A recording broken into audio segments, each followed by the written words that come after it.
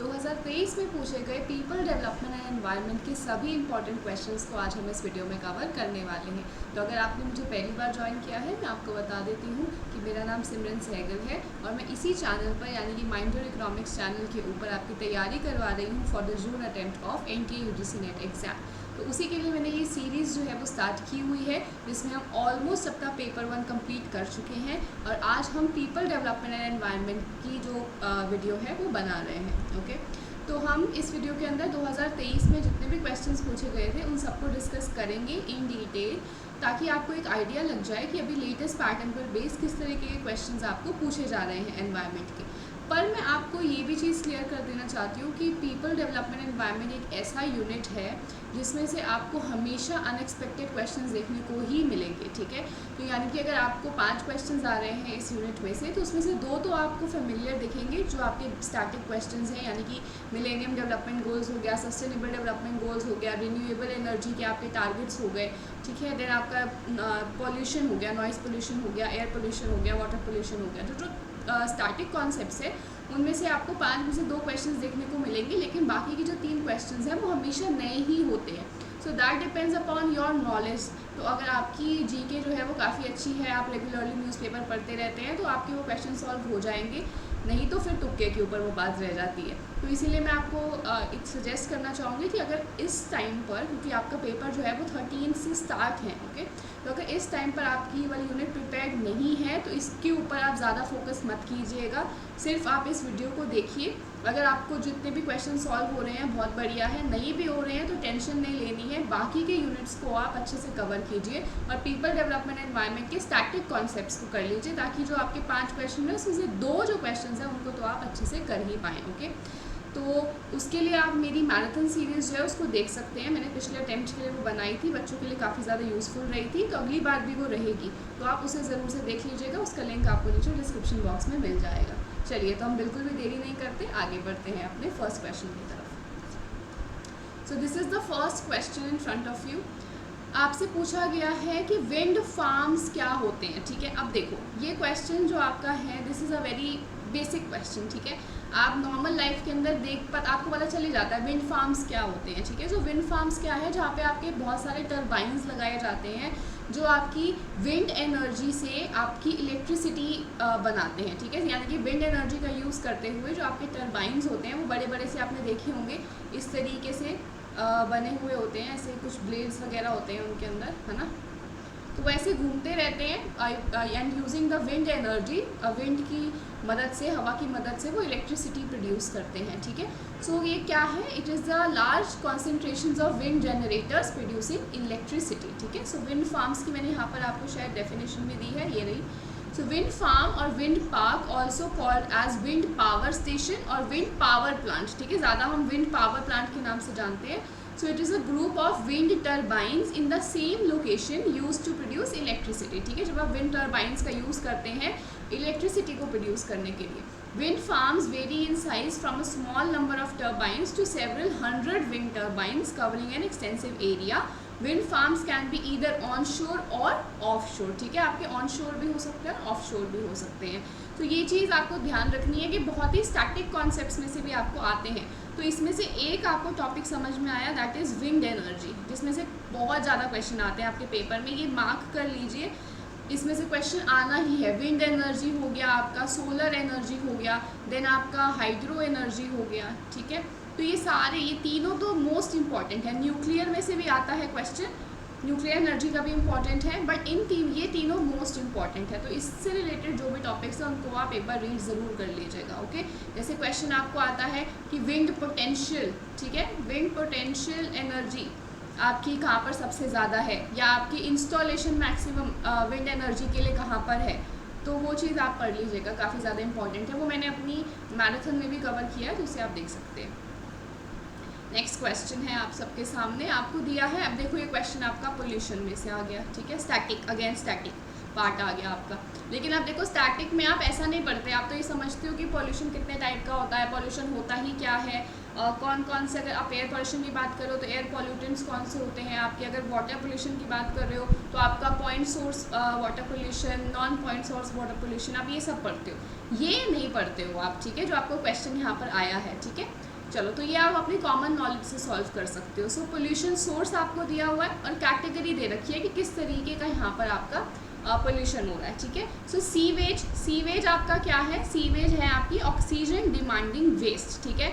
Sewage आपका क्या होता है? जो ऑक्सीजन डिमांड करता है। ऑक्सीजन यानी कि आपकी जो जिससे आप सांस लेते हैं, ऑक्सीजन जो आपकी है O2 बेसिकली, जिसका केमिकल नेम होता है O2, उसकी डिमांड करने वाला आपका जो वेस्ट है इट इज़ सीवेज। नेक्स्ट है आपका एग्रीकल्चरल फर्टिलाइजर्स। सो एग्रीकल्चरल फर्टिलाइजर्स हैं आपके प्लांट न्यूट्रिएंट्स, ठीक है, ये आपके प्लांट न्यूट्रिएंट्स में आ जाते हैं। नेक्स्ट आपका लैंड इरोजन। लैंड इरोजन क्या है? आपके सेडिमेंट्स को लेकर चला जाता है, ठीक है। नेक्स्ट है आपका power plant. So power plant आपका थर्मल पोल्यूशन से रिलेटेड है, ओके। तो ये आप अपनी कॉमन नॉलेज से सॉल्व कर सकते थे इस क्वेश्चन को। सो answer will B second, okay. चलो, तो इस तरीके के क्वेश्चंस आते हैं आपके पेपर में। और कैसा क्वेश्चन है ये देखो। अब ये क्वेश्चन जो है it is a typical question, ठीक है। अब अगर आपको पता होगा कि क्या चल रहा है अराउंड द वर्ल्ड, ठीक है, तो आप बता सकते हो इसका आंसर। अगर आपको नहीं पता होगा तो आप इसका आंसर नहीं कर पाओगे, ठीक है। सो ऐसे टिपिकल क्वेश्चंस के लिए आपको स्पेशल पढ़ाई नहीं करनी होती है। ये या तो आपको आते होते हैं या नहीं आते होते हैं, इनके लिए आप पढ़ नहीं सकते कुछ भी, ओके। ये आपकी रेगुलर जो नॉर्मल जर्नल नॉलेज है उससे आप सॉल्व करते हैं। चलिए, तो अब इसको देखते हैं हम। In Alaska, western Canada and eastern Russia average temperature have increase by over 4 degree Celsius during past 50 years, ठीक है। So it is a fact based question, तो ये फैक्ट ठीक है आपका। Next, tropical regions have warmed much faster than the rest of the world, so this is wrong. Then Mount Kilimanjaro has lost 85% of its famous ice cap since 1915. This is right. Over the last century, the average global temperature has climbed to 0.6 degree Celsius, which is right. अब ये statement तो आपको पता हो सकती है, लेकिन बाकी की स्टेटमेंट्स आपको पता हो ये ज़रूरी नहीं है, ओके। सो ऐसे टिपिकल क्वेश्चंस के लिए आप स्पेशल प्रिपरेशन नहीं कर सकते हो, ओके। तो ऐसे क्वेश्चंस की मैं बात कर रही हूँ। इनकी अगर ये क्वेश्चन आपको नहीं आता है तो कोई दिक्कत वाली बात नहीं है, इसको आप पेपर में तुक्का लगा के आ सकते हो, या अपना स्मार्ट थोड़ा सा दिमाग लगा के इंटेलिजेंट गेस जिसको हम कहते हैं स्मार्ट गेस लगा के आप आंसर कर सकते हो, okay. So A, C and D। या फिर इसके लिए तैयारी आपको एकदम स्टार्टिंग से करनी पड़ती है, जब से 6 महीना है आपके पास या 3 महीने अभी आपने प्रिपरेशन करी है, लास्ट 10 डेज में आपको ये टॉपिक्स नहीं पढ़ने होते, ओके। चलो, next question in front of you, एक second. Fourth question. Many human activities increase both the severity and frequency of floods, ठीक है। तो वो क्या कह रहे हैं कि आपकी बहुत सारी ऐसी ह्यूमन एक्टिविटीज़ होती हैं जिसकी वजह से फ्लड्स यानी कि बाढ़ जो है, बाढ़ आने के चांसेस भी इंक्रीज़ हो जाते हैं, फ्रीक्वेंसी भी इंक्रीज़ हो जाती है, यानी कि बार बार आपकी बाढ़ आती है, और सेवरिटी भी इंक्रीज़ हो जाती है, यानी कि कितना सीवियर वो आपका फ्लड है, कितना सीवियर वो आपका बाढ़ आ रही है, कितनी खतरनाक है, ठीक है। तो बिल्कुल ठीक है ये स्टेटमेंट आपकी। हम बहुत सारे ऐसे करते हैं, डिफॉरेस्टेशन हम करते हैं, सॉइल इरोजन हमारी वजह से हो रहा है, ठीक है। So all of these activities are leading towards increasing the chances of floods, ठीक है। Next, paved roads and parking lot increase water infiltration into the soil and slow down the rate of runoff in the streams and lakes, which is wrong, okay। आपकी जो paved roads होती हैं, paved roads यानी कि जिनके ऊपर cement वगैरह आप लगा देते हैं, ठीक है, ऐसी जो रोड्स होती हैं, जो पार्किंग लॉट्स आपके होते हैं, ये आपकी इनफिल्ट्रेशन को कम करते हैं, ठीक है। ये सॉइल के अंदर पानी को जाने ही नहीं देते, तो आपका जो रन ऑफ होता है वो इंक्रीज़ हो जाता है, स्ट्रीम्स के अंदर, लेक्स के अंदर बहुत ज़्यादा पानी भर जाता है, क्योंकि वो नीचे सॉइल के अंदर समा ही नहीं पाता, मिट्टी के अंदर समा ही नहीं पाता, वो सारा बह कर कहाँ चला जाता है, आपका लेक्स में चला जाता है। So this is wrong. So answer must be A is true but R is false. Third, अब इसको देख लीजिए आप, होता क्या है, जो आपका स्टॉर्म वाटर रन ऑफ होता है ये जनरली कहाँ से आता है, रेन से आता है, या कोई स्नो मेल्ट हो जाती है आपकी जब लैंड तक आ जाता है वो पानी, उसकी वजह से होता है, because of paved streets, parking lots and building roof tops and does not soak into the ground, ठीक है। तो यही चीज़ आपको यहाँ पर बोली गई है कि ये जो ग्राउंड के अंदर पानी है वो सोक नहीं हो पाता इन सब चीज़ों की वजह से, ठीक है, बिल्डिंग रूफ टॉप्स की वजह से, आपकी स्ट्रीट्स की वजह से, पेव्ड स्ट्रीट्स की वजह से, पार्किंग लॉट्स की वजह से वो नहीं आपका नीचे ग्राउंड के अंदर सोक हो पाता, इसीलिए आपके ज़्यादा से ज़्यादा जो स्टॉर्म वाटर है वो कहाँ चला जाता है, स्ट्रीम्स वगैरह में चला जाता है, ठीक है। चलो, सो इसका आंसर हमने देख लिया था। Next is question number 5। So the loss and damage funding in the context of climate change impacts was agreed upon by the international community at, ठीक है। तो आपका ये जो लॉस एंड डैमेज फंडिंग है ये कहाँ पर आपकी कौन से कॉन्फ्रेंस ऑफ पार्टी के अंदर एग्री किया गया था। So it was agreed in COP 27, ठीक है, COP 27 के अंदर कॉन्फ्रेंस ऑफ पार्टी 27 के अंदर ये हुआ था। सो अब आप देख लीजिए, इसकी थोड़ी इन्फॉर्मेशन मैंने आपको दे दी है कि ये होता क्या है आपका loss and damage fund. So the establishment of a loss and damage fund was for many the highlight of the United nation climate conference COP 27, ठीक है। ये जो आपका यूनाइटेड नेशन की क्लाइमेट कॉन्फ्रेंस हुई थी COP 27 जो आपका होता उसकी एक हाईलाइट थी बहुत बड़ी, and the culmination of decades of pressure from climate vulnerable developing countries. The fund aims to provide financial assistance to nations most vulnerable and impacted by the effects of climate change, ठीक है। तो आपकी climate change की वजह से जो सबसे ज़्यादा इम्पैक्टेड कंट्रीज़ हैं उनको आपने फाइनेंशियल असिस्टेंस प्रोवाइड करनी है, ठीक है, उनको आपने कुछ पैसा देना है, उसके लिए ये फंड बनाया गया है। Okay, so loss and damage refer to the negative consequences that arise from the unavoidable risk of climate change, ठीक है। क्लाइमेट चेंज की वजह से जो भी अनअवॉइडेबल रिस्क आ रहे हैं उनको कवर करने के लिए, ठीक है, आपके ये फंड्स बनाए गए हैं। उससे जो डैमेज हो रहा है, उससे जो नेगेटिव आपकी इम्पैक्ट हो रहे हैं कंट्रीज़ को, उसको कवर करने के लिए बनाया गया है ये फंड, ठीक है। अब क्या क्या आपके डैमेजेस हो सकते हैं, जैसे सी लेवल आपका राइज हो रहा है, हीट वेव्स आपकी बढ़ रही हैं, डेजर्टिफिकेशन हो रहा है, एसिडिफिकेशन ऑफ सी हो रही है, ठीक है, बुश फायर्स लग रही हैं आपकी, क्रॉप फेलियर्स हो रहे हैं, स्पीशीज़ की एक्सटिंक्शन हो रही है। सो इन सब को कवर करने के लिए आपका क्या है, इस क्लाइमेट क्राइसिस को, ठीक है, इस क्लाइमेट क्राइसिस को कवर करने के लिए आपने ये फंड बनाया गया है in the COP 27, okay, conference of party 27। चलिए अब फटाफट से मुझे नीचे कमेंट करके बताओ कि COP 27 हेल्ड कहाँ पर हुआ है, ठीक है, कहाँ पर हेल्ड हुआ है ये COP 27। और अगर आप ये देख लेंगे कि COP 25, COP 26, ठीक है, कहाँ पर हुए हैं, तो ये और भी अच्छी बात है, थोड़ा ज़्यादा आपको पता चल जाएगा। चलो next, what is the correct sequence of biomagnification due to contaminated water body, ठीक है। बायोमैग्निफिकेशन जो है उसका प्रोसेस कैसे चल रहा है, ठीक है, यानी कि सबसे पहले आपका वो वाटर बॉडी को कौन कंज्यूम करेगा, देन उसका कंटामिनेशन किस में जाएगा, फिर किस में जाएगा, फिर किस में जाएगा, ठीक है। तो आपको पूरी ये सीक्वेंस बतानी थी। इससे पहले मैं आपको बता देती हूँ बायोमैग्निफिकेशन की प्रोसेस होती क्या है, ठीक है। So there are two terms, first is biomagnification and the second is bioaccumulation, ठीक है। सो मैग्निफिकेशन क्या होता है, देखो, biomagnification takes place as chemicals transfer from lower trophic levels to higher trophic levels within a food web resulting in a higher concentration in apex predators, ठीक है। होता क्या है, जो आपका फूड चेन होती है, ठीक है। अब इसमें क्या होगा, आपका एक हर्बीवोर होगा, ठीक है, जो किसी आपके प्लांट वगैरह के ऊपर क्या है बेस कर रहा है, देन उसके ऊपर इस हर्बीवोर को कोई खाता होगा जो एक कार्निवोर होगा, ठीक है, फिर इसको भी कोई खाता होगा अनदर कार्निवोर, ठीक है।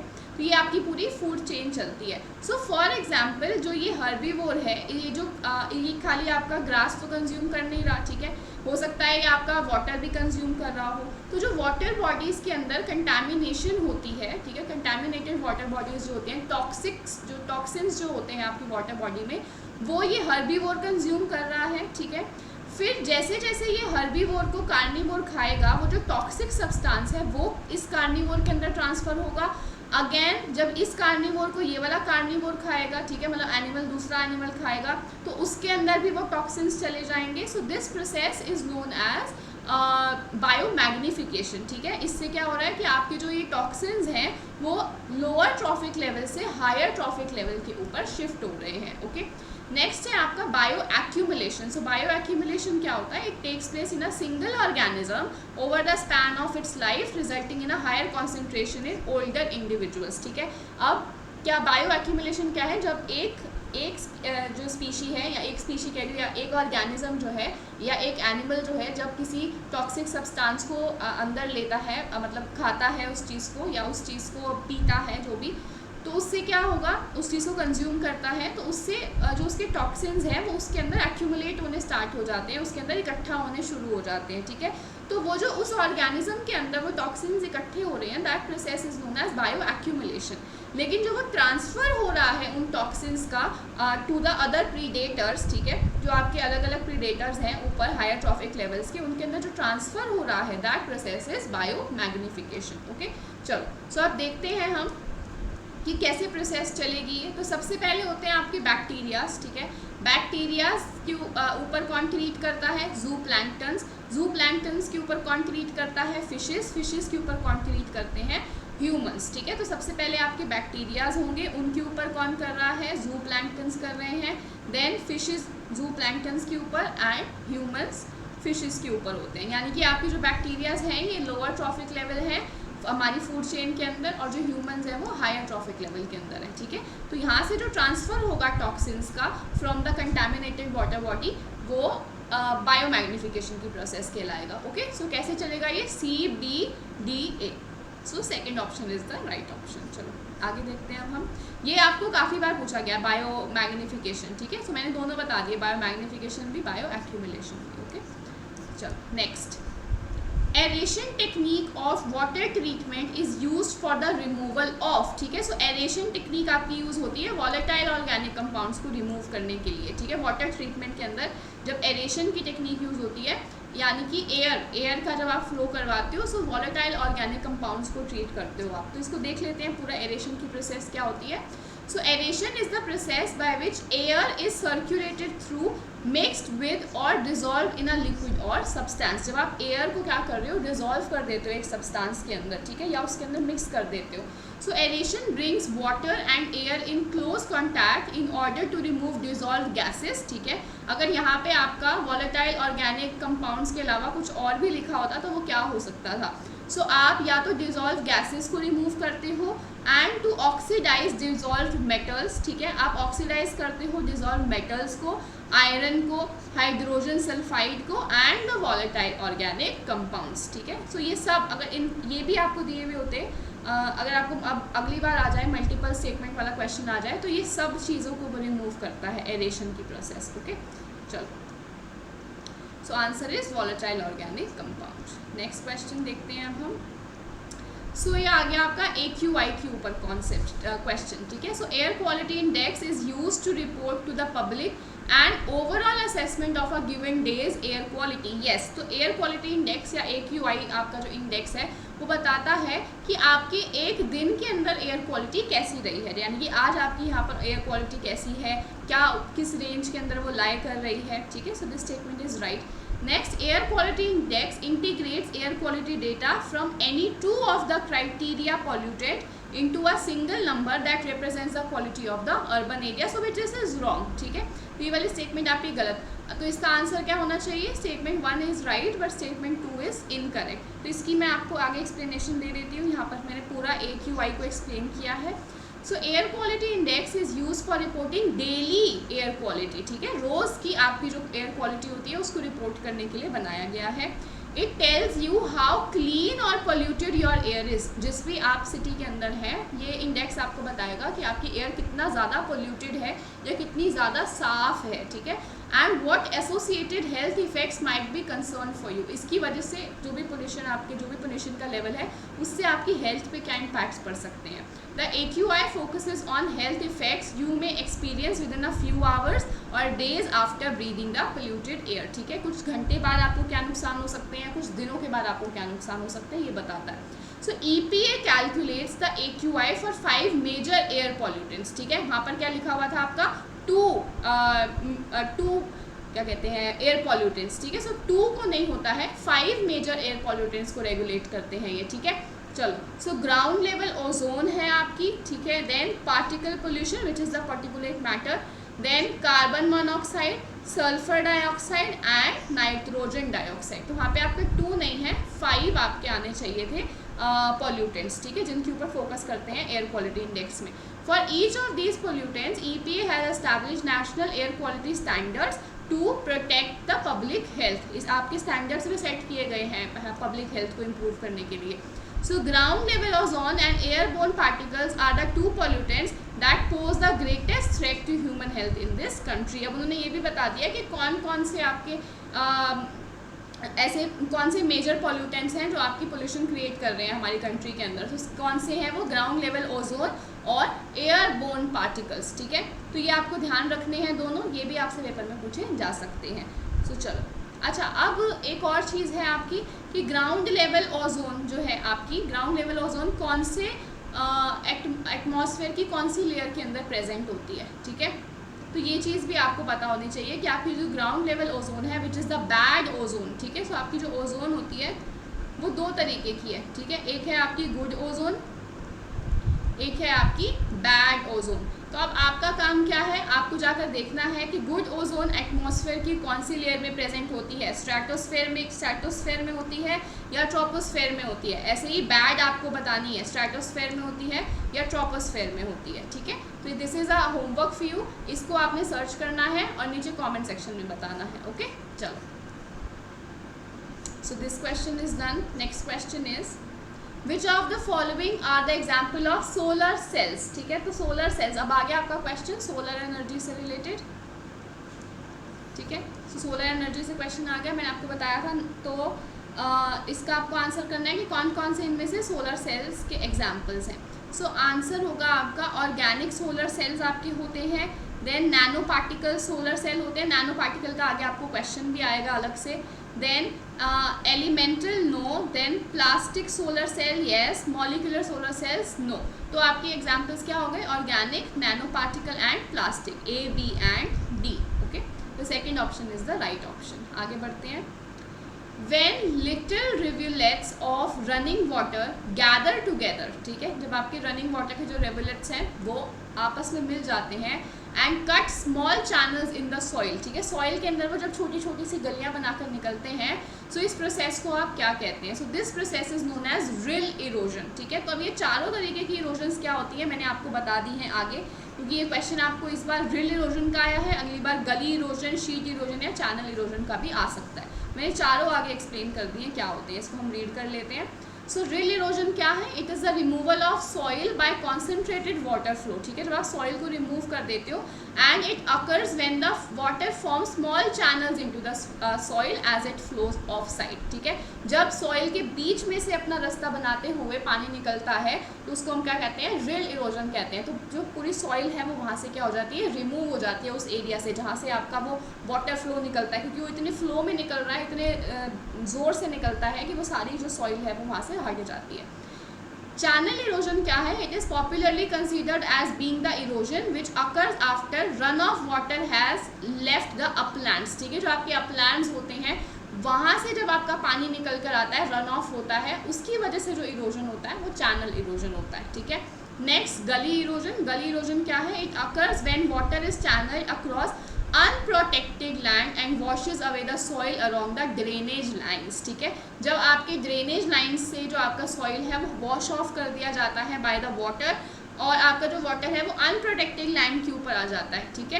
Under natural condition run of is moderated by the vegetation which generally holds the soil together, protected it from the excessive run on and direct rainfall, ठीक है। तो ये जो गली इरोजन होता है इसको बेसिकली कौन प्रोटेक्ट करते हैं, वेजिटेशंस प्रोटेक्ट करते हैं, क्योंकि जो वेजिटेशंस है वो सॉइल को होल्ड करके रखते हैं, तो इसकी वजह से इरोजन आपका थोड़ा कम होता है। Next is sheet erosion. It occurs as a shallow sheet of water flowing over the ground surface. जो ग्राउंड सरफेस के ऊपर एक पतली सी लेयर आपकी वाटर की जब आ जाती है, results in the removal of uniform layer of soil from the soil surface. बिल्कुल, क्योंकि जब वो एक एरिया के ऊपर छोटी सी परत रहेगी पानी की, तो वो उस एरिया पे जितना भी आपकी सॉइल होगी उसको रिमूव कर देगी। So it occurs when rainfall intensity is greater than infiltration, ठीक है। जब आपकी जो वाटरफॉल हो रहा है, रेनफॉल हो रही है, जब उसकी इंटेंसिटी ज़्यादा होती है एज़ कम्पेयर टू जो सीप इन हो रहा है आपका water. It rarely scene but accounts for large volume of soil loss, ठीक है। कम, बहुत कम होता है ऐसा, लेकिन जब भी होता है उससे सॉइल लॉस बहुत ज़्यादा होता है। So these are the 4 kinds of soil erosion जो आपको ध्यान रखना है, ठीक है। चलो सो ये क्वेश्चन आपका नया टॉपिक आपको मिला सॉइल इरोजन से। Soil erosion is not a new topic, soil erosion में से क्वेश्चन आते हैं बट सिंपल क्वेश्चंस आते थे। इस बार उन्होंने टाइप्स ऑफ सॉइल इरोजन में से आपको क्वेश्चन दे दिया, ठीक है। सो अब आपको ये भी पता चल गया है। Next, atmospheric hedge is mainly caused by, ठीक है। तो आपके एटमॉस्फेरिक हेज जो होती है, ठीक है, जैसे आपने देखा होगा ना, हेज क्या होता है, थोड़ा सा जो ब्राउन ब्राउन सा आपका हो जाता है, जब आप बाहर जाओगे तो गरम गरम सी होती है हवाएं और ब्लर ब्लर सा थोड़ा हो जाता है और ब्राउन ब्राउन सा दिखने लग जाता है आपका पूरा जब आप घर से बाहर निकलते हो। तो atmosphere, that is atmospheric hedge. तो वो किससे आपकी आती है, this is because of the ultra fine size particulate matters, ठीक है, जो आपके पीएम्स होते हैं ना, उनके वजह से ये आती हैं, ठीक है। चलो सो नेक्स्ट क्वेश्चन देखते हैं। ये रहा आपका नैनो स्केल, मैंने कहा था ना आएगा आपका आगे। नेक्स्ट, हाँ, बट दिस इज डिफरेंट, वो आपका नैनो पार्टिकुलेट मैटर था, this is different. So nano scale metallic and biometallic particles can efficiently remove common water pollutants such as polychlorobenzenes, organochlorine pesticides and halogenate organic solvents, ठीक है। Nano scale metallic and bimetallic particles cannot reduce heavy metals such as nickel, arsenic, mercury, etc. अब मैंने यहाँ पे आपको थोड़ा सा okay मैंने यहाँ पे लगानी थी स्लाइड और शायद भूल गई, चलो कोई बात नहीं। सो इसका आंसर आपका क्या बैठेगा, that this statement is right but this is wrong. तो आपकी जो nano scale metallic and biometallic particles होते हैं, ये बहुत ही एफिशिएंटली आपके कॉमन वाटर पॉल्यूटेंट्स को, जैसे कि आपके पीसीबी हैं, ऑर्गेनोक्लोरीन पेस्टिसाइड्स हैं या हेलोजिनेटेड ऑर्गेनिक सॉल्वेंट्स हैं, इनको आसानी से क्या कर लेते हैं, रिमूव कर देते हैं वाटर पॉल्यूटेंट्स को।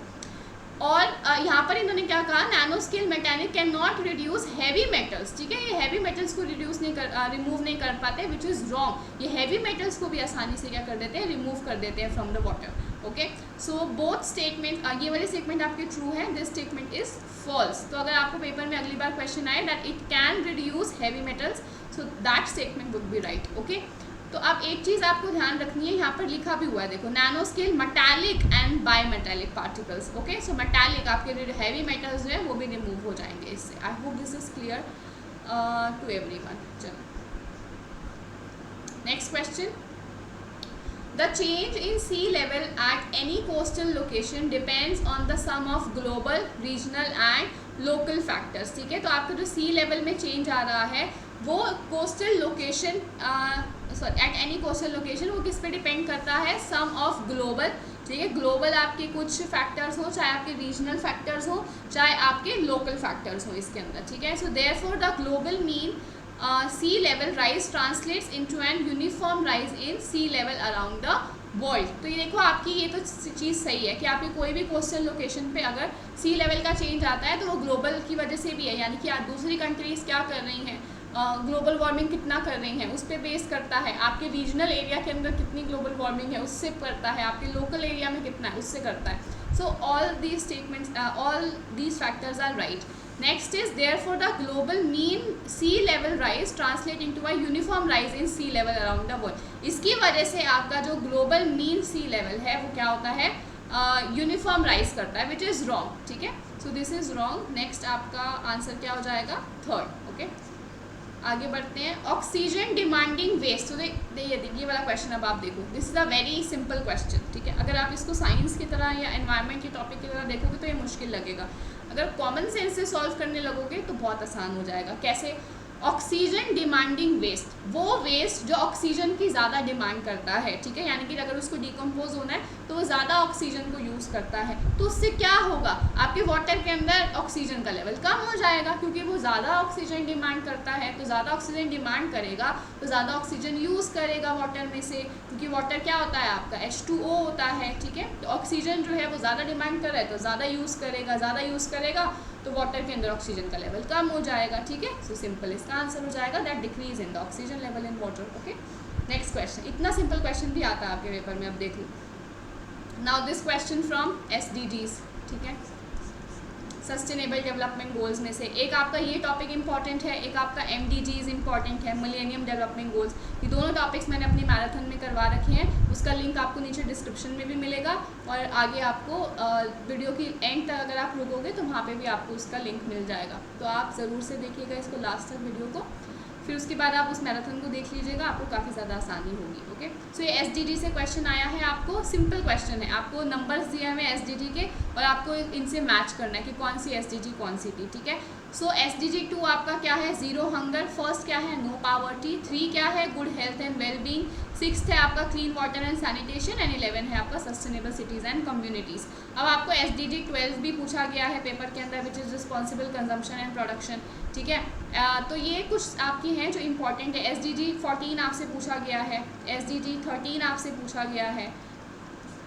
ठीक है, सो ये आपको कुछ याद रखने हैं सारे के सारे नाम, तो इनको अब आप मैच कर लीजिए, क्या आंसर बैठेगा। Second, third, fourth, first, 2, 3, 4, 1, third option. Okay, तो मैंने यहाँ पे सारे आपके लगा दिए हैं। तो आपके सस्टेनेबल डेवलपमेंट गोल्स में 17 गोल होते हैं, 169 सब टारगेट्स हैं, 247 इंडिकेटर्स हैं। टाइमलाइन कितनी है, 2015 से 2030 है। फर्स्ट है no poverty, then zero hunger, good health and wellbeing, quality education, gender equality, clean water and sanitation, affordable and clean energy, decent work and economic growth, industry innovation and infrastructure, reduce inequality, sustainable cities and communities, responsible consumption and production, climate action, life below water, life on land, peace, justice and strong institution and partnership for the goals. ये सारे आपको learn हो जाने चाहिए, बहुत important है। आगे देखते हैं question. Rivers and lakes that have low biological productivity are said to be eutrophic. ठीक है, rivers and lakes that are rich in organisms and organic matter are called as oligotrophic. So both statements are wrong. ठीक है, ये उल्टा लिखा हुआ है, उल्टा आपका। ठीक है ना, so both statements are incorrect। अब होता क्या है eutrophic and oligotrophic, ये देखिए। So oligotrophic क्या है, it takes carry oligotrophic lakes carry low levels of nutrients. ठीक है, हाई लेवल्स नहीं होते हैं, लो लेवल ऑफ न्यूट्रिएंट होते हैं और इनकी प्रोडक्टिविटी भी क्या होती है, कम होती है और क्लियर वाटर होता है इनका। ठीक है, देन यूट्रॉफिक लेक्स क्या होती हैं, which carry large amount of nutrients, जो ज़्यादा न्यूट्रिएंट्स इसके अंदर होते हैं, हाई लेवल ऑफ न्यूट्रिएंट्स होते हैं, ज़्यादा प्रोडक्टिविटी होती है और इनका वाटर डार्क होता है। ठीक है, और ये शैलो होते हैं आपके डेप्थ के अंदर ज़्यादा। ओके, सो यहाँ पे दोनों स्टेटमेंट्स आपकी रॉन्ग है। देखो, क्योंकि क्या कहा, जो आपकी rich in organism and organic materials होते हैं, ये कौन सी है आपकी, यूट्रॉफिक है। ठीक है, जिसमें ज़्यादा आपके न्यूट्रिएंट्स होते हैं वो आपकी कौन सी है, यूट्रॉफिक होती है। देन लो बायोलॉजिकल प्रोडक्टिविटी, आपकी हाई बायोलॉजिकल प्रोडक्टिविटी होती है यूट्रॉफिक में, लो किसमें होती है, ऑलिगोट्रॉफिक में होती है। ठीक है, सो आपको उल्टा लिखा हुआ है, ये दोनों स्टेटमेंट उल्टी लिखी हुई है। So I hope this is clear to everyone, ये चीज़ आप याद रखिएगा। Next, what is the flex fuel engine in motor vehicles. ठीक है, सो आपका फ्लेक्स फ्यूल इंजन क्या होता है मोटर व्हीकल्स के अंदर। अब ये क्वेश्चन भी ना मैंने बहुत देखा है कि व्हीकल्स बेस्ड क्वेश्चंस आपको काफ़ी ज़्यादा आते हैं। ठीक है, जो व्हीकल्स में आपके फ्यूल्स यूज़ होते हैं ना, चाहे आप बायोफ्यूल्स की बात कर लीजिए। ठीक है, कौन से बायोफ्यूल्स यूज़ होते हैं आपके व्हीकल्स में, या इन्होंने अभी पूछ लिया फ्लेक्स फ्यूल इंजन। ठीक है, फ्लेक्स फ्यूल इंजन पूछ लिया, तो आपके व्हीकल से रिलेटेड भी क्वेश्चंस काफ़ी ज़्यादा आते हैं पीपल डेवलपमेंट एंड एनवायरनमेंट में। तो अब अगर आपकी नॉलेज अच्छी है इसके रिगार्डिंग तो आप आंसर कर पाएंगे, नहीं तो नहीं कर पाएंगे। ओके, सो फोर्थ हो गया इसका answer, that engine which run on both diesel and CNG। वो इंजन्स जो आपके डीजल और CNG दोनों पर रन करते हैं उनको आप फ्लेक्स फ्यूल इंजन्स कहते हैं। Okay, next question, which of the following are pathways for toxicants to enter into our body. ठीक है, अब आप ऐसे कौन से पाथवेज हैं, ऐसे कौन से रास्ते हैं जिससे हमारी बॉडी के अंदर टॉक्सिकेंट्स आ सकते हैं, टॉक्सिन्स एंटर कर सकते हैं। ओके, तो कैसे कैसे कर सकते हैं, आपके इनहेलेशन से कर सकते हैं, देन आपकी डर्मल से कर सकते हैं एंड इंजेक्शन से कर सकते हैं। ठीक है, सो आपकी ये 3 प्रोसेसेस हैं, A, C and D। I would say this must be the answer, I guess. Yes, so first आपका ठीक हो जाएगा। एब्जॉर्प्शन से आप नहीं करते हो, ठीक है, एक्सट्रैक्शन से भी आप नहीं करते हो, आप इनहेल करके करते हो, या तो आप डर्मल प्रोसेस से करते हो या इंजेक्शन से करते हो। Okay, next, in order to limit the rise in global temperature to 1.5 degree है ये। ठीक है, this is 1.5 degree celsius. over pre-industrial levels, IPCC indicates that the world has to reduce emission of greenhouse gas to the extent of dash percentage by the year 2030. तो its answer is 45% तक आपको कम करनी है green gas house emissions, ठीक है। सो ये आपका जो 1.5 डिग्री का जो आपको दिया हुआ है टारगेट, ये किसके अंदर है? This is in Paris agreement, ठीक है। सो ये अग्रीमेंट्स भी बहुत ज़्यादा इंपॉर्टेंट है आपके लिए। पेरिस अग्रीमेंट है, आपका क्योटो प्रोटोकॉल है, देन आपका मॉन्ट्रियल प्रोटोकॉल है, ठीक है। इनके लिए आप क्या देखोगे? इनके लिए आप देखोगे मेरी मैराथन सीरीज़, ओके। सो उसको आप ज़रूर से देख लीजिएगा, पेपर डेवलपमेंट एनवायरनमेंट की, उसमें मैंने ये सब बता रखा है आपको क्या क्या है, ओके। चलो नेक्स्ट देखते हैं अब हम ये रीन्यूएबल एनर्जी के जो भी टारगेट्स वगैरह है ना, ये सब भी मैंने आपको उसमें बता रखे हैं, तो आप देख लीजिएगा ज़रूर से।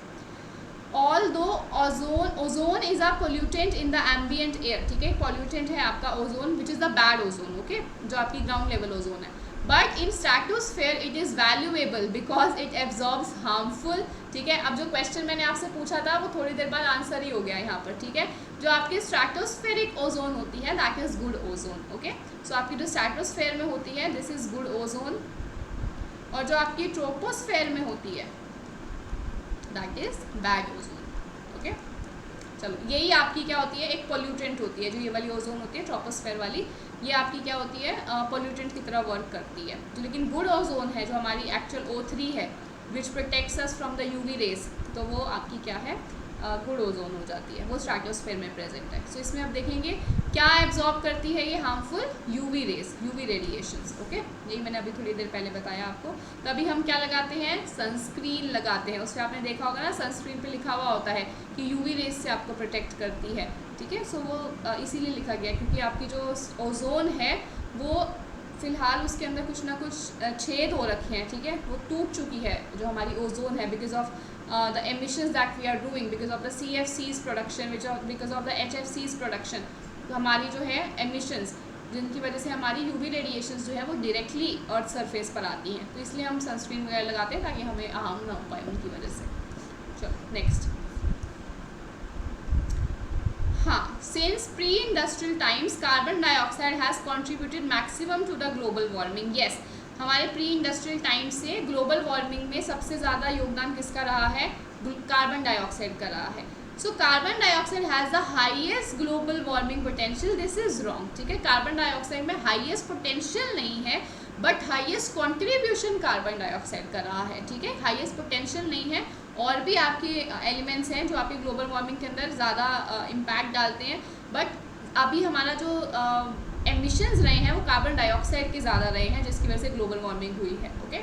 सो answer is A is true but R is false, okay, third option. Next देखते हैं, dioxin and other chlorinated hydrocarbons have been shown to accumulate to dangerous levels in fish and fish eating birds, ठीक है, birds. तो dioxin जो आपके हैं वो आपके एक्यूमुलेट हो जाते हैं डेंजरस लेवल्स पे फिशेज़ या फिर फिश ईटिंग बर्ड्स के अंदर, ये लिखा है। Then dioxins are highly toxic, even exposure to its extremely low concentration can cause birth defects, genetic disorder and cancer, ठीक है। तो डाइऑक्सिन इतने ज़्यादा टॉक्सिक होते हैं कि ये अगर थोड़े से भी कॉन्सेंट्रेशन में आप हो तो भी आपके बर्थ डिफेक्ट्स कर सकते हैं, जेनेटिक डिसऑर्डर्स हो सकते हैं और कैंसर भी हो सकता है, okay.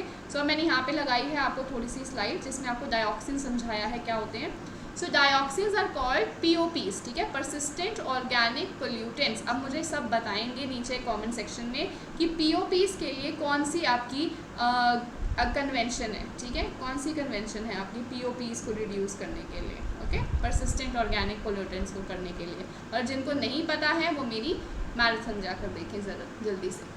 So meaning they take a long time to break down once they are in the environment, ठीक है। डाइऑक्सिन्स जो होते हैं बहुत ज़्यादा टाइम लेते हैं अगर ये एनवायरनमेंट के अंदर आ जाए तो ब्रेक होने में। डाइऑक्सिन्स आर हाईली टॉक्सिक, बहुत टॉक्सिक होते हैं, कैंसर कॉज कर सकते हैं, रिप्रोडक्टिव एंड डेवलपमेंट प्रॉब्लम्स कर सकते हैं, हमारे इम्यून सिस्टम को भी इम्पैक्ट कर सकते हैं और हमारे हॉर्मोन्स को भी के साथ भी इंटरफेयर कर सकते हैं, ओके। सो ये हमारा क्या है, डाइऑक्सिन्स हैं जो कि टॉक्सिक सब्सटेंसेस होते हैं, जब ये हमारे एनवायरनमेंट में एंटर करते हैं तो ये ब्रेक होने में काफ़ी ज़्यादा टाइम लगा देते हैं, okay. So both statements are right. आपका ये तो अभी हमने पढ़ा ही है कि इतना ज़्यादा टॉक्सिक होते हैं कि कैंसर एंड ऑल कर सकते हैं।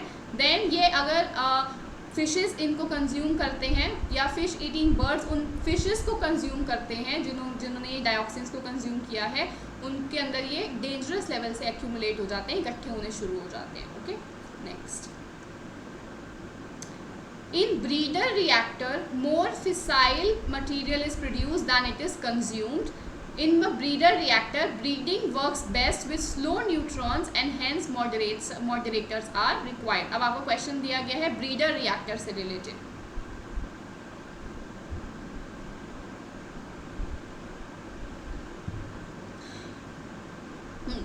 तो ब्रीडर रिएक्टर, अब आपका नया क्वेश्चन आ गया ब्रीडर रिएक्टर से रिलेटेड। तो अगर आपको पता होगा तो वेल एंड गुड, नहीं पता होगा तो इसका भी आप आंसर नहीं कर पाएंगे, ठीक है ना। तो इसीलिए पीडीई जो है ये मुझे इतना कुछ खास मुझे भी पसंद नहीं है यूनिट, और मोस्टली स्टूडेंट्स को नहीं पसंद होता क्योंकि इससे बिल्कुल ही अनएक्सपेक्टेड क्वेश्चंस आते हैं। Okay, so you must focus more on research aptitude, teaching aptitude, mathematical reasoning, data interpretation, ठीक है, आपका कम्युनिकेशन या आपकी लॉजिकल रीजनिंग, जिनसे वही क्वेश्चंस आने हैं जो बार बार पूछे जाते हैं, है ना। तो अगर आप ज़्यादा से ज़्यादा प्रैक्टिस करेंगे तो उनसे आपका पेपर क्लियर हो जाएगा। आप पीपल डेवलपमेंट एनवायरनमेंट के भरोसे नहीं जा सकते पेपर में। ओके, चलो बाकी मैं आपको ये बता रही हूँ क्या होते हैं। So breeder reactor is a nuclear reactor, ठीक है। सो न्यूक्लियर रिएक्टर हैं ये आपके जो ज़्यादा फिसाइल मटीरियल प्रोड्यूस करते हैं दैन व्हाट इट कंज्यूम्स। तो आपकी फर्स्ट स्टेटमेंट ठीक हो गई। These reactors can be fueled with more commonly available isotopes of uranium and thorium, ठीक है, यूरेनियम और थोरियम से ये फ्यूल किए जा सकते हैं आपके reactors.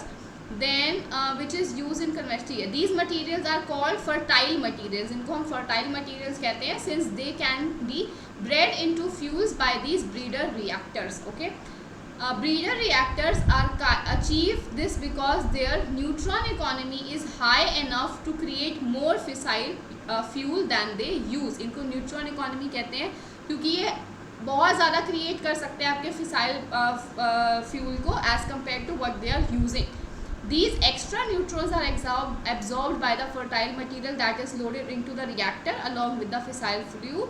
This irradiated fertile material in turns into transmutes into fissile material which can undergo fission reactions, ठीक है, आपके fission reactions भी इसकी वजह से हो सकते हैं। सो आपका आंसर क्या बैठेगा यहाँ पर, अब देखो ब्रीडर रिएक्टर्स जो है मोर फिसाइल मटेरियल प्रोड्यूस करते हैं than it consume, so this statement is right. Next, in breeder reactor breeding work best with slow neutrons and hence moderators are required. No, आपके स्लो न्यूट्रॉन्स नहीं होते, हम तो इसको न्यूट्रॉन इकोनॉमी कहते हैं, ठीक है, क्योंकि it creates high enough more fissile fuel than they use, ठीक है। सो इसके अंदर आपके एक्स्ट्रा न्यूट्रॉन्स जो हैं वो लोड किए जाते हैं। Okay, so this is wrong, slow neutrons नहीं होते आपके, ज़्यादा हाई लेवल न्यूट्रॉन्स होते हैं। So this is wrong, first statement is right but second is wrong, third is the right answer. Next question. Okay, so acidity in water with pH level above 5 has detrimental effect on aquatic life, which is wrong, ठीक है। Why, I will let you know in a while. Water with pH value between 5 to less than 7 is of acidic nature.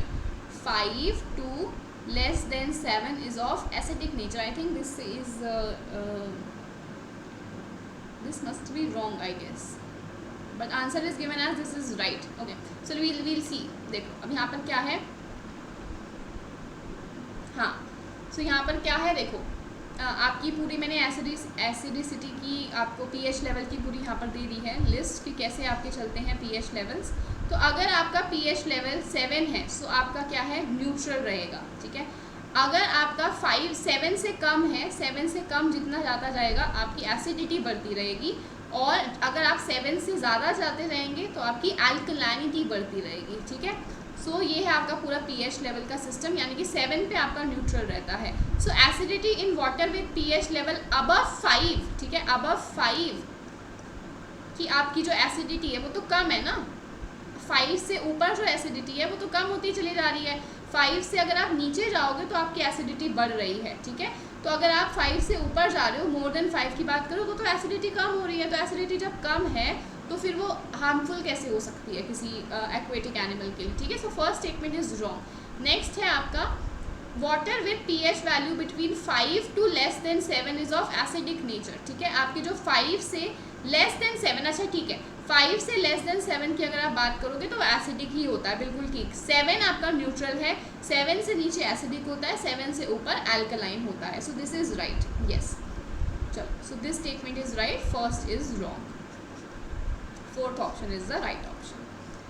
PH level से भी बहुत question आते हैं आपके, तो ये भी ध्यान रखिएगा। ओके, चलो ये भी आपको ध्यान रखना है, इन सब के क्या क्या पीएच लेवल होते हैं, क्योंकि ये भी पूछा जाता है आपको पेपर के अंदर, कुछ भी पूछ लेते हैं। आपका नॉर्मल प्योर वाटर का तो पूछा ही गया है, बाकी किसी का भी पूछ सकते हैं, ये भी आप ध्यान रखिएगा। ओके, चलो, full form of pan, a type of air pollutant is, आपको पैन की क्या बतानी है, फुल फॉर्म बतानी है, which is peroxy acetyl nitrates. ठीक है, not nitrites, it is nitrates. So fifth ये आपका आ गया। नेक्स्ट क्वेश्चन है आपका non point source of water pollution. ठीक है, अब ये क्वेश्चन बहुत ज़्यादा आता है आपके पेपर के अंदर, which is point source water pollution and non point source water pollution. ठीक है, सो इन दोनों में क्या डिफरेंस होता है मैं आपको बता देती हूँ।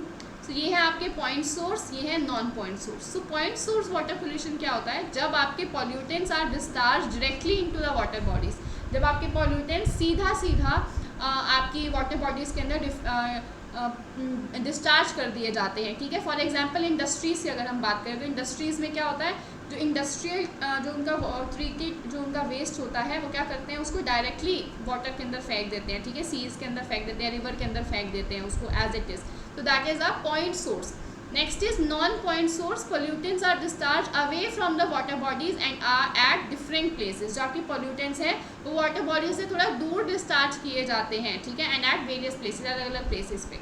Next, easy to treat the pollutants in the water treatment plant because they enter the water bodies. Water treatment plant में इनको ट्रीट करना आसान हो जाता है, यहाँ पर ट्रीट करना मुश्किल हो जाता है, बिकॉज ये जब तक वाटर बॉडी में एंटर नहीं करेंगे तब तक हम वाटर ट्रीटमेंट प्लांट में उसको ट्रीट नहीं कर सकते। ठीक है, नेक्स्ट इज़ मोर हार्मफुल, ये ज़्यादा हार्मफुल होते हैं, ये लेस हार्मफुल होते हैं। ठीक है, एग्जाम्पल क्या है आपका पॉइंट सोर्स का, sewage outlets in the municipal area, power plants, oil well, underground coal mine close to water bodies. अब ये आपको ध्यान रखने हैं, एग्जाम्पल्स ये आते हैं पेपर में। नेक्स्ट, नॉन पॉइंट सोर्स के क्या है, कोई गार्डन, रोड, कंस्ट्रक्शन साइट से, run off water from the field. ठीक है, तो ये सारे आपको एग्जाम्पल्स याद करने पड़ेंगे इनके, इसमें से काफ़ी ज़्यादा क्वेश्चन आता है आपके पेपर में। चलो अब देखते हैं हम इसका आंसर क्या बैठेगा। From specific, non point source क्या है, फ्रॉम स्पेसिफिक लोकेशन। अच्छा, नेक्स्ट इज आपका बी डिफ्यूज़ कर, देन एपिसोडिक आपका हो सकता है, देन डिफ़िकल्ट टू मॉनिटर करना इनको काफ़ी ज़्यादा मुश्किल हो जाएगा नॉन पॉइंट सोर्स को। आइडेंटिफिएबल आपके पॉइंट सोर्स वाले होने वाले हैं। ठीक है, स्पेसिफिक लोकेशन से आपके पॉइंट सोर्स वाले निकलते हैं, जो एक ही जगह से आ रहे हैं और डायरेक्टली आपके वाटर बॉडी के अंदर मिक्स हो जा रहे हैं, ये आपके नहीं पता चलेंगे। जो एपिसोडिक है, कभी कभी जो आ गए, ठीक है, जिनको आप मॉनिटर करना आपके लिए मुश्किल हो जाता है, जो आपके डिफ्यूज़ हो जाते हैं। So these are the non point source of water pollution. So answer must be B, C and E, first option. Okay, next देखते हैं हम 27th question, which of the following are biofuels. देखो अब आ गया क्वेश्चन आपका biofuels के ऊपर। मैंने कहा था इस पर बहुत ज़्यादा क्वेश्चन आपके आते हैं, पिछले 2-3 सालों से मैं देख रही हूँ बायोफ्यूल्स पे काफ़ी क्वेश्चन आता है। आपका डीजल हो गया, इसके ऊपर भी क्वेश्चन आते हैं। देन आपका बायोडीज़ल, सॉरी डीजल कह रही हूँ, बायोडीज़ल हो गया आपका। देन आपका पेट्रोल एंड डीजल के कंपैरिजन पे आता है क्वेश्चन। ठीक है, कि कौन सा ज़्यादा बेटर है। सीएनजी पे क्वेश्चन आता है, जो कि अभी थोड़ी देर पहले आया भी था, कि जो आपके फ्लेक्स वाले इंजन्स होते हैं, ठीक है, फ्लेक्स फ्यूल इंजन्स जो होते हैं वो सीएनजी और डीजल दोनों पे जो चल जाते हैं, तो वो क्वेश्चन आपका आया था। तो वैसे क्वेश्चंस भी आपके पेपर के अंदर पूछे जाते हैं। ओके, चलो, सो answer will B methanol and ethanol. तो ये आपके क्या है, बायोफ्यूल्स हैं, गैसोलीन एंड मीथेन नहीं है। बायोफ्यूल्स कौन से, मीथेनॉल एंड इथेनॉल। ओके, आगे बढ़ते हैं अब हम। सो बायोफ्यूल्स होते क्या हैं, so biofuels are liquid fuels produce from renewable biological sources. ठीक है, जिनको आप रीन्यूएबल बायोलॉजिकल सोर्सेज से क्या करते हो, प्रोड्यूस करते हो, including plants and algae. Biofuels offer a solution to one of the challenges of solar, wind and other alternative energy sources. ठीक है, नेक्स्ट है आपका क्वेश्चन इंटरनेशनल सोलर अलायंस पे। अगेन आपको क्वेश्चन आ गया है किसमें से, जो आपके अलायंसेस हो गए, कन्वेंशंस हो गए, ठीक है, इंटरनेशनल कन्वेंशंस हो गए या इंटरनेशनल ट्रीटीज़, इंटरनेशनल आपकी अग्रीमेंट्स, उन पे बेस्ड क्वेश्चंस, वो तो आते ही हैं आपके पेपर में, तो वो भी आपको करने पड़ेंगे, उसके लिए भी आप मेरी मैराथन देख सकते हो। तो this is international solar alliance, ठीक है, किस किस के बीच में है, this is between France and India, ठीक है। इसका हेडक्वार्टर कहाँ पर है आपका, गुरुग्राम के अंदर है, ठीक है। सो ये क्वेश्चन आपके ऑलरेडी पूछे गए हैं, this is the PYQ, this is the PYQ। चलो देखते हैं इस बार क्वेश्चन क्या आया था आपके पेपर में। International solar alliance present post of president is held by India, ठीक है। इंडिया होल्ड करते हैं present post of president in the international solar alliance, तो आपका this statement is right. Next, United States of America is not a member of international solar alliance, this is false, it is a member of international solar alliance. So statement 1 is true but statement 2 is false. Again ये question आपके पहले भी आ चुका है paper के अंदर, PYQ है ये आपका, ठीक है। चलो next, UNFCCC was framed during Kyoto protocol 1997, ठीक है। 1997 में जो आपकी क्योटो प्रोटोकॉल हुई थी for the green house gas emissions, तो ये UNFCCC उसके दौरान बनाया गया था, ये ऐसा कह रहे हैं। Next, Kyoto Protocol set up different limits of carbon emissions for individual nation depending on their output before 1990। तो क्योटो प्रोटोकॉल ने अलग अलग लिमिट सेटअप कर दी थी आपकी कार्बन एमिशंस की अलग अलग नेशंस के लिए, डिपेंडिंग अपॉन देयर आउटपुट, कितना उनका आउटपुट प्रोड्यूस हो रहा है बिफोर 1990। आपको बताना है इन दोनों में से कौन सी सही है। तो मैं पहले आपको थोड़ा सा बेस प्रोवाइड कर देना चाहती हूँ इस पर, ठीक है, कि क्या बेस है क्योटो प्रोटोकॉल का। तो क्योटो प्रोटोकॉल आपकी क्या है, 1997 के अंदर ये आपकी आती है, इसको हम कॉन्फ्रेंस ऑफ पार्टी थर्ड कहते हैं। Again a PYQ, this is a PYQ। अब किस लिए थी ये आपकी, to reduce green house gas emissions, green house gas emissions को कम करने के लिए। 2 फेजेस के अंदर ये हुई थी। पहला फेज था 2008 से 2012, दूसरा था 2013 से 2020। तो ये भी आपके PYQ में पूछे गए हैं। देन COP18 जो conference of party COP8 conference of party 8 जो हुआ था क्योटो प्रोटोकॉल का, वो न्यू दिल्ली इंडिया के अंदर हुआ था, ठीक है। नेक्स्ट, अब क्योटो प्रोटोकॉल के अंदर कौन सी ग्रीन हाउस गैसेस के एमिशंस को रोकने की बात की गई है। First is carbon dioxide, methane, nitrous oxide, hydrofluorocarbon, perfluorocarbon and sulphur hexafluoride. तो ये 6 आपकी गैसेस हैं जो मेंशन की गई हैं क्योटो प्रोटोकॉल में। Again this is also a PYQ, okay, और आता रहता है आपके पेपर में। अब देखिए, अर्थ समिट आपका होता है 1992 में, ठीक है, कहाँ पे, रियो डी जनेरियो में, ब्राज़ील में। देन इसके अंदर आपके 3 चीज़ें साइन होती हैं, बनती हैं। First is UNFCCC, united nation framework for climate and climate change. So ये आपकी किस पे बेस्ड है, क्लाइमेट पे बेस्ड है। इसके अंदर कौन से आते हैं, Paris agreement COP21 and Kyoto protocol COP3, okay. Next है आपका CBD, ठीक है, कन्वेंशन ऑन बायोडाइवर्सिटी, किससे रिलेटेड है, बायोडाइवर्सिटी से। इसमें कौन से प्रोटोकॉल आते हैं, नगोया एंड कार्टिजीना। नेक्स्ट इज आपका एजेंडा 21, ये किससे रिलेटेड है, सस्टेनेबल डेवलपमेंट से रिलेटेड है ये। इसी के अंडर आपका UNCCD आया है, which is united nation convention to combat desertification, okay. So ये थोड़ा सा मैंने आपको इंट्रोडक्शन दे दिया है, ये क्योटो प्रोटोकॉल क्या है, देन ये आपका UNFCCC से इसका क्या रिलेशनशिप है, ठीक है। अब इस क्वेश्चन को हम सॉल्व करते हैं, okay. So United nation Framework मतलब UNFCCC was framed during Kyoto Protocol, no, Kyoto Protocol was framed under UNFCCC, ये उल्टा लिखा हुआ है। UNFCCC के अंडर क्योटो प्रोटोकॉल और पेरिस अग्रीमेंट आते हैं, ना कि क्योटो प्रोटोकॉल के अंदर UNFCCC, okay. So this statement is wrong. Next है आपका Kyoto Protocol set up different limits of carbon emissions, बिल्कुल ये कार्बन एमिशंस के लिए अलग अलग लिमिट सेट करी है इन्होंने हर नेशंस के लिए, उनके आउटपुट पे डिपेंड करके, जो कि उनका 1990 से पहले आउटपुट था। तो वो ये वाली स्टेटमेंट आपकी फॉल्स है, but this statement is true, so 4th must be the right answer, okay. Next देखते हैं क्वेश्चन हम, ओके। अब आपको क्वेश्चन आया है अगेन पॉल्यूशन से, ठीक है, पॉल्यूटेंट से। तो आपको उन्होंने बोला है ये कुछ पॉल्यूटेंट्स हैं और ये आपको सोर्स दिया हुआ है कि कहाँ से ये पॉल्यूटेंट आपके निकलते हैं। सो अब देखेंगे लेड आपका कहाँ से निकलता है, दिस कम्स फ्रॉम पेंट, ठीक है, पेंट से आपका निकलता है। देन आपका मर्करी निकलता है, देन मर्करी आपका निकलता है कोल कंबशन से, I think there some, okay. Benzene आपका निकलता है definitely from petrol. Then cadmium आपका निकलता है from batteries, okay. Mercury from coal combustion, this I am not sure about, बाकी तो ठीक लग रहा है मुझे, तो शायद ये भी ठीक ही होगा। ओके, सो लेड आपका है पेंट से, देन मर्करी आपका कोल कंबशन, बेंजीन आपका पेट्रोल, देन कैडमियम आपकी बैटरी से निकलता है। ओके, सो आपका आंसर क्या बैठेगा? First option. ओके, चलो आगे बैठते हैं, आगे चलते हैं। विच of the following air pollutant make rain more acidic? ठीक है, अब ये भी बहुत इंपॉर्टेंट टॉपिक है, which is acid rain. Acid rain भी आपका स्टैटिक कॉन्सेप्ट है जिस पे क्वेश्चंस आते हैं। सो एसिडिक आपकी रेन को एसिडिक बनाने वाले कौन से कंपोनेंट्स होते हैं, ये आपको अब देखना है। तो आगे पढ़ लेते हैं हम, मैंने यहाँ पे स्लाइड लगाई है।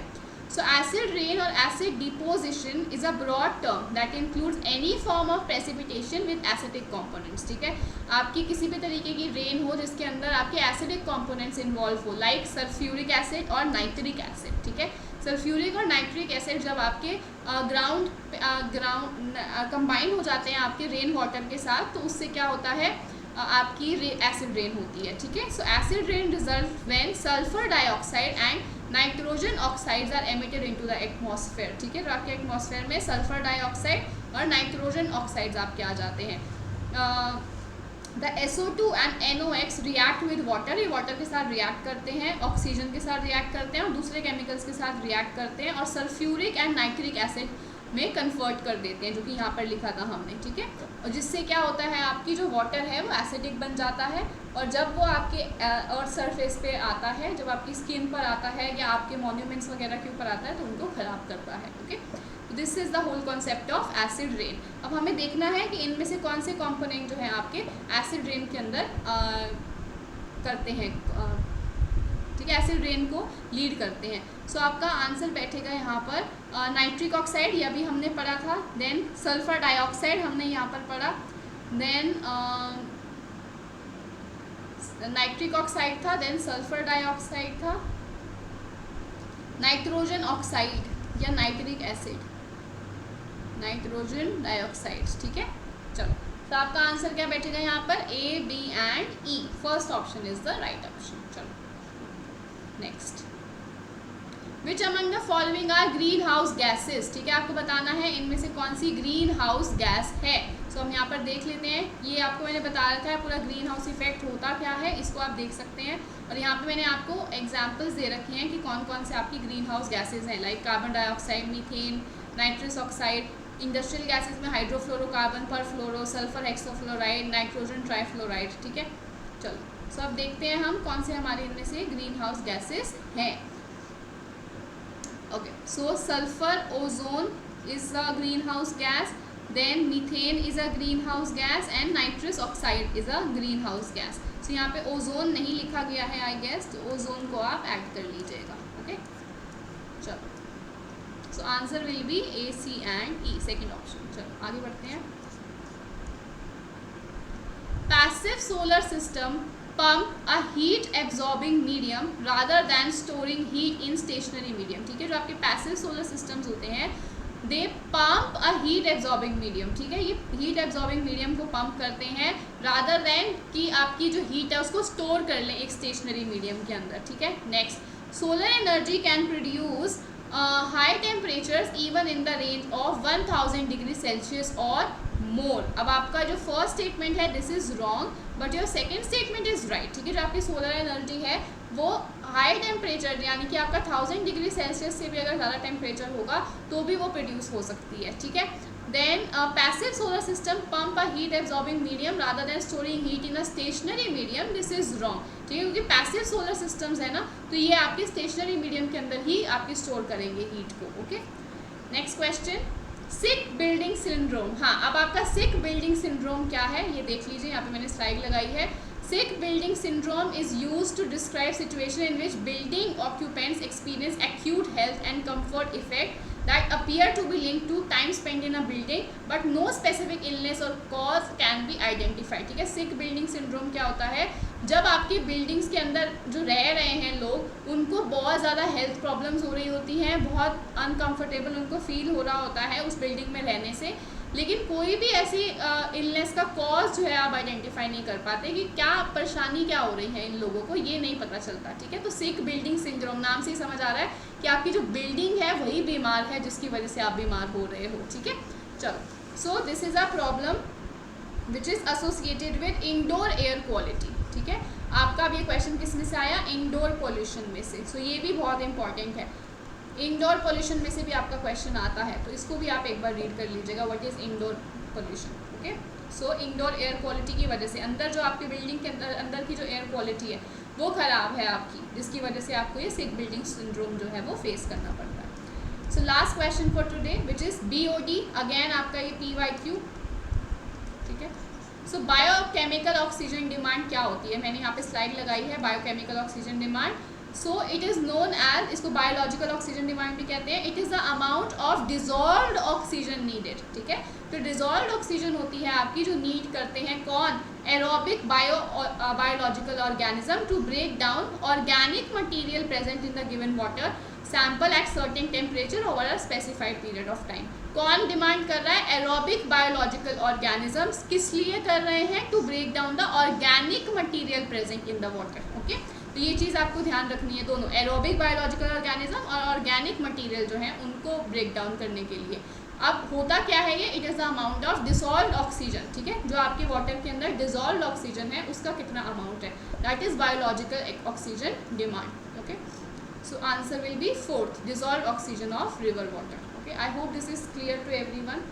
तो इस वीडियो के एंड पर हम पहुंच चुके हैं। सो आई थिंक आप अभी तक कंक्लूड कर पा रहे होंगे कि कुछ क्वेश्चंस आपके स्टैटिक पूछे जाते हैं, कुछ आपसे ऐसे पूछे जाते हैं जिनका आंसर आपको पता हो ही नहीं सकता था कभी भी, ठीक है, क्योंकि वो क्वेश्चंस बिल्कुल या तो आपकी जनरल नॉलेज के ऊपर बेस्ड है या फिर वो ऐसे क्वेश्चंस हैं जिनको आप स्पेसिफिकली अगर आप EVS पढ़ेंगे तो ही आप उनका आंसर कर पाएंगे, है ना।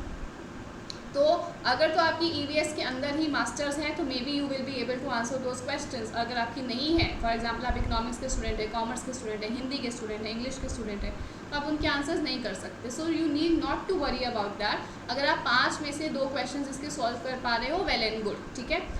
अगर मैं उस बच्चे के लिए कह रही हूँ जिसका ये अच्छा नहीं है, people development environment for students like me, ठीक है, मेरे जैसे जो बच्चे हैं जिनको आप पीपल डेवलपमेंट एनवायरनमेंट में इतना ज़्यादा इंटरेस्ट नहीं है, तो अगर आप 5 में से 2 क्वेश्चंस कर पा रहे हो, मोर देन इनफ है वो। आप बाकी कि अपनी यूनिट्स के ऊपर ज़्यादा फोकस कीजिए, लॉजिकल रीजनिंग पे जिसमें से रिपीटेड क्वेश्चंस आते हैं, ठीक है, रिपीटेड टॉपिक्स में से क्वेश्चन आते हैं, उस पर फोकस करो आप। रिसर्च एप्टीट्यूड जिसमें से रिपीटेड क्वेश्चंस आते हैं, उस पर फोकस करो आप। आपको कम्युनिकेशन, ठीक है, कम्युनिकेशन पे आपकी जो बिल्कुल बेसिक है उस पर क्वेश्चंस आते हैं। देन टीचिंग एप्टीट्यूड जो बेसिक है उस पर से क्वेश्चंस आते हैं, थ्योरीज में से आते हैं, जो स्टैटिक है उस पर फोकस कीजिए। आप मैथमेटिकल एप्टीट्यूड पे करिए जिसके कुछ 5 या 6 टॉपिक फिक्स्ड हैं जिसमें से आपको क्वेश्चन आने हैं, simple interest, compound interest, age वाले क्वेश्चंस हो गए, सीरीज़ वाले क्वेश्चंस हो गए, प्रॉफिट एंड लॉस हो गया। सो इनके ऊपर आप ज़्यादा फोकस कीजिए, ठीक है। सो अगर आपसे पीपल एंड डेवलपमेंट इतना अच्छे से नहीं भी हो पा रहा है, so you need not to worry. अगर आप 5 में से 2 क्वेश्चन कर पा रहे हैं इस वक्त, क्योंकि आपका पेपर अब 13 तारीख से शुरू हो जाएंगे, इस वक्त अगर आप इतने सॉल्व कर पा रहे हैं तो टेंशन लेने की ज़रूरत नहीं है, क्योंकि बाकी भी इतना ही कर पा रहे हैं। ओके, चलो, तो अगर आपको वीडियो अच्छी लगी है तो आप इसे लाइक ज़रूर कर दीजिएगा, अपने फ्रेंड्स के साथ शेयर ज़रूर कर दीजिएगा, क्योंकि पेपर अब आने वाला है। तो सबकी हेल्प कीजिए, सब लोग अपना JRF जो है उसको इस बार पार कर दीजिए, जो कि हमारा नारा भी है इस सीरीज़ के अंदर। सो मैं जल्द ही कोई नई वीडियो जो है आपके लिए शेयर करूँगी ताकि आपके पेपर के अंदर आपको और आसानी हो जाए। सो उसके लिए आपको मेरे चैनल को सब्सक्राइब करना पड़ेगा उस वीडियो के लिए, और जो नीचे नोटिफिकेशन का बेल है उसे आपको प्रेस करना पड़ेगा ताकि आप उस वीडियो को मिस आउट ना कर दें। इस वीडियो की PDF के लिए आपको मेरा टेलीग्राम चैनल ज्वाइन करना पड़ेगा, उसे आप ज्वाइन कर लीजिए, माइंड योर इकोनॉमिक्स के नाम से ही है। आप मुझे इंस्टाग्राम पर भी फॉलो कर सकते हैं। अगर आप मुझसे किसी भी बात से रिलेटेड कुछ ईमेल करना चाहते हैं तो you can email me on the given email ID on your screen. Okay, so जल्दी मैं वीडियो लेकर आऊँगी, तब तक के लिए stay healthy, wealthy and nerdy and do not forget to mind your economics. Thank you so much.